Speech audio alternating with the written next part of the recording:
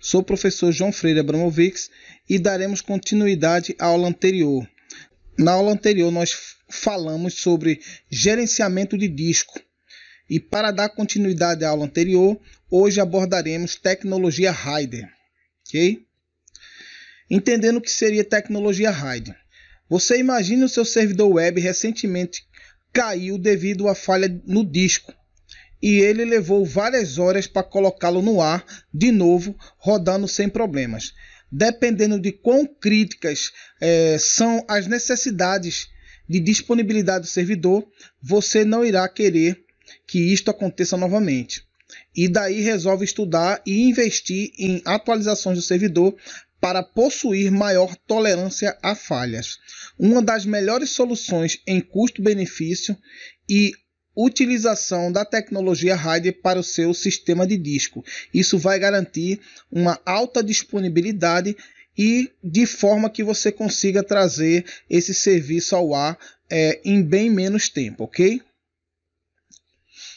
E vamos ver a definição do que seria RAID, né? A sigla ela significa Redundant Array of Inexpensive Disk.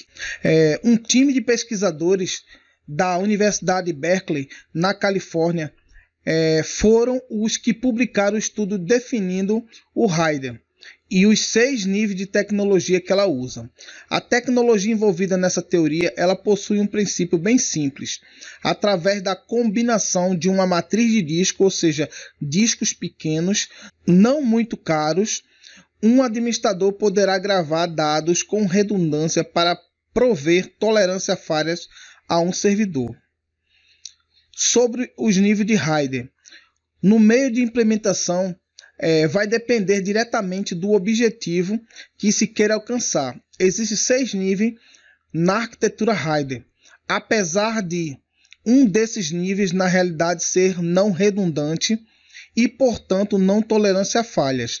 Segue as definições dos seguintes níveis de RAID: o 0, o 1, o 2, o 3, o 4, o 5 e o 6, que na verdade há outras nomenclaturas que a gente vai citar referente a esses 6 tipos de níveis de RAID. E como implementar o RAID?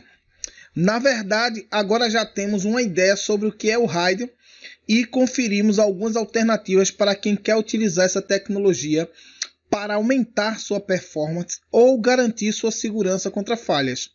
O próximo passo é saber como realmente se coloca em prática essa tecnologia RAID, né? Existem 2 maneiras para a criação de um RAID: a implementação por hardware ou por software. A maneira como sua empresa vai utilizar vai depender de sua abordagem. No caso da disciplina, a gente vai ter uma abordagem via software e não via hardware, mas devemos ter o conhecimento de como implementar as 2 tecnologias. Nesse tópico nós iremos falar como fazer o RAID por hardware. Para criar um sistema RAID, você precisará de basicamente 2 coisas: pelo menos 2 discos rígidos, ou seja, 2 HDs, e um controlador RAID. Com esses 2 itens, poderão ser montado um RAID 0 ou um RAID 1. São 3 passos a ser realizados. Primeiro seria a instalação dos componentes de hardware. Várias placas-mães elas já trazem o controlador RAID embutido. Para ter acesso a essa informação, consulte o manual da placa-mãe. Neste caso, é preciso conectar os discos, ou seja, os HDs, nas portas administradas pelo controlador RAID. No caso da placa-mãe, ela não tenha um controlador integrado, será necessário adquirir uma placa de adaptação com o controlador RAID. Aqui os discos serão conectados na placa de expansão, que será ligada à placa-mãe. Geralmente os servidores mais atualizados eles já vêm com essa controladora RAID embutida. A configuração do RAID. Neste momento que os discos estão funcionando, independentemente, é necessário realizar uma configuração do sistema RAID. E como fazer um RAID por software, que seria a implementação que nós iremos ver na prática na próxima aula. A implementação do RAID por software é muito mais simples do que a utilização do sistema via hardware. Para configurar o ambiente RAID, você precisa de 2 ou mais discos da mesma velocidade e tamanho. Vamos começar primeiro pelo RAID 0. Este nível também é conhecido como stripping. Os dados do computador são divididos entre diversos discos disponíveis, o que oferece alta performance de transferência de dados, porém não oferece redundância, ou seja, se qualquer um dos discos parar, o sistema irá parar junto. E qual seria a vantagem de se montar um RAID 0? Seria você unir o espaço físico de todos os discos, aparecendo para o usuário um único disco. Isso vai fazer com que você tenha vamos dizer assim, um maior espaço para armazenamento de informação. Como eu falei, a perca dos dados irá acontecer quando houver a falha de um dos discos, independente. O nível 0 pode ser usado para estações de alta performance, porém não é indicado para sistemas tipo de missão crítica, que não pode parar. Ele não dá, vamos dizer assim, uma redundância caso um dos discos venha parar. Você pode ter 2 discos, 5 discos, 10 discos, né? Mas isso aí vai aumentar o tamanho e o espaço físico, porém, se um dos discos parar, porque é feito uma divisão dos arquivos, no caso aí irá parar o sistema, ok? E o que seria o stripping, que a gente acabou de falar, né? O stripping é um método usado no RAID para combinar todos os discos separados em um único volume de armazenamento, dividindo as partições dos discos em tiras, como você pode ver na figura abaixo, nas quais os dados são escritos em uma sequência rotacional, conforme mostra na figura abaixo. Vamos falar agora sobre o RAID nível 1.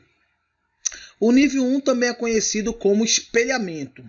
Os dados do computador são divididos e gravados em 2 ou mais discos ao mesmo tempo, oferecendo, portanto, uma redundância dos dados e fácil recuperação com proteção contra a falha de disco, conforme a figura. A operação com dado nesse nível possui tendência a ser gravado mais lentamente, porém com leitura rápida.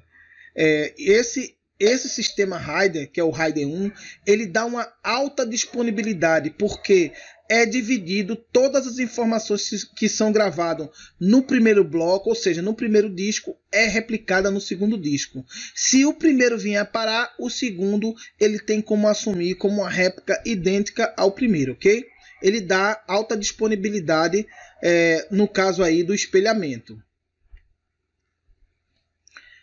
Tecnologia de RAID nível 2. Este nível de RAID, conforme a figura, é direcionado para o uso em disco que possui detecção de erro de fábrica.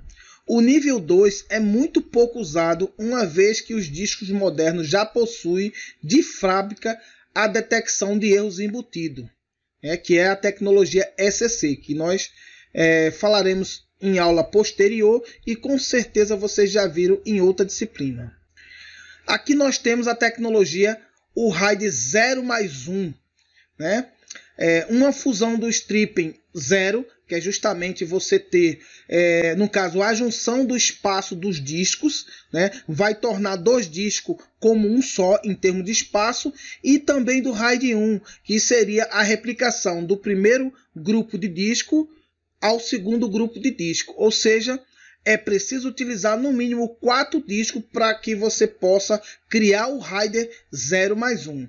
Com isso, temos uma solução que proporciona tanto o desempenho quanto a redundância. Em caso de falha do sistema, se transforma, no caso aí, ele se transforma e atua como RAID 0. Okay? Utilizando 4 HDs de 1 TB, o sistema reconhecerá como 2 TB, porque ele junta 2 discos, junta mais 2 e depois replica os primeiros 2, que vai estar como 1, no segundo par de discos, ok? Nós temos aqui a tecnologia 1+0, né? Ou o RAID 10, como é mais conhecido. Essa implementação é simplesmente a inversão apresentado acima, né, anteriormente, pois o disco RAID 1 e depois segmentados em 2 discos RAID 0.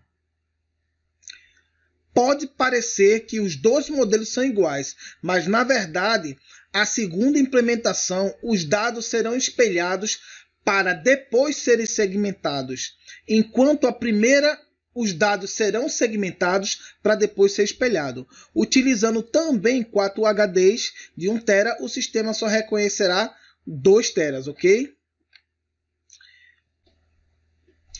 Agora iremos falar um pouco sobre o RAID 5. Essa é uma implementação semelhante ao RAID 0, porém com uma tolerante a falhas, né, por meio do SCC, que é justamente a tecnologia que ela faz correção de erros. Faz uso de paridade para realizar a verificação de todos os discos utilizados. Apesar de ser o modelo mais vantajoso disponível hoje, apresenta uma implementação muito difícil em relação às outras. O que pode fazer com que algumas empresas não se interessem.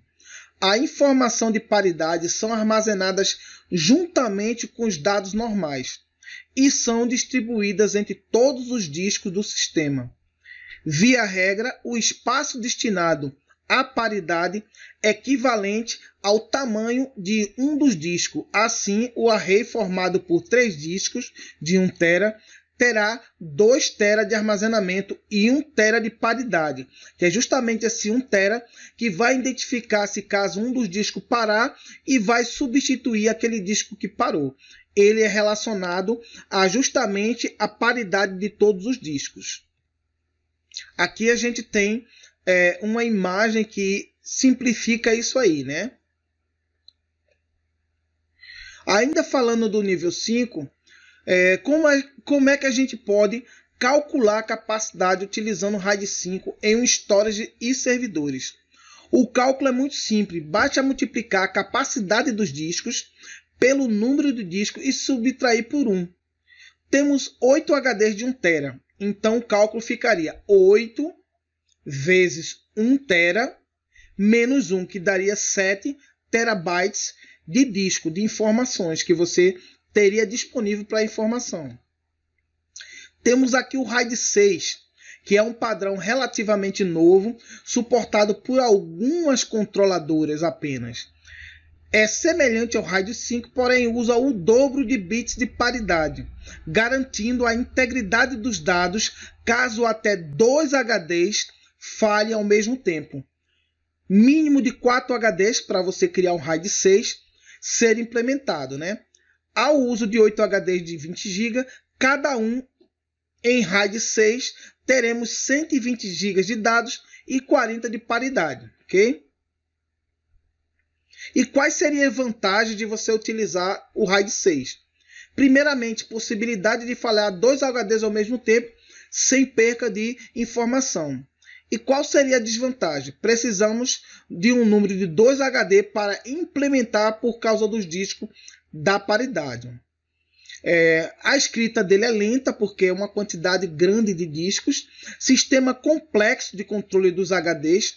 Existem também outros níveis de RAID, sendo eles o RAID 2, o RAID 3, o 4, o RAID 50 e o RAID 100. Mas são menos utilizados ou são variações dos mais utilizados, ok? Então, na próxima aula, teremos a prática, né? Iremos implementar o RAID 0, o RAID 1 e o RAID 5. Então, nos vemos na próxima aula. Bons estudos!